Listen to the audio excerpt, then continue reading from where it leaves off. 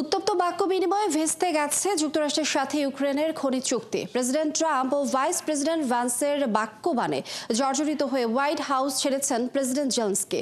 এরপর জেলেনস্কির কণ্ঠে অনুতাপ থাকলেও বেজায় চটেছেন ট্রাম্প। সাফ জানিয়ে দিয়েছেন জেলেনস্কির শর্ত মেনে কোনো চুক্তি হবে না। আরও জানাচ্ছেন Afsana Shaon. With World War III, you're gambling with World War III, and what you're doing is very disrespectful.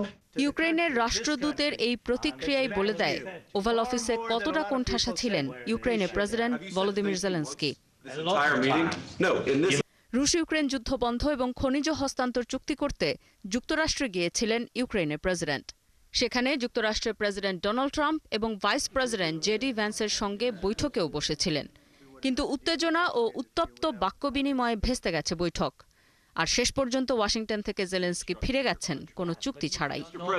বৈঠকে যুক্তরাষ্ট্রের ভাইস প্রেসিডেন্ট জেডি ভ্যান্সের সঙ্গে প্রথম বিতর্ক বাঁধে জেলেনস্কির। What kind of diplomacy, JD, you are speaking about? What do you mean? I'm talking about the kind of diplomacy that's going to end the destruction of your country. Yeah, you have nice hopes and don't feel now, but you will feel it in the future. God bless. You don't know that. God bless.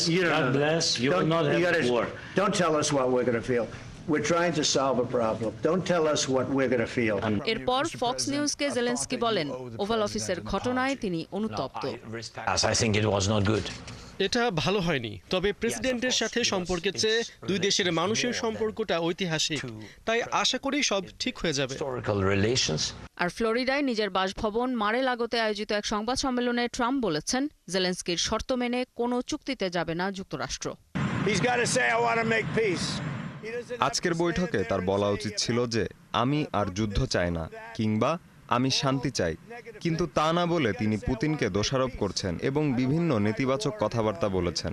তার এমনটা করা উচিত হয়নি।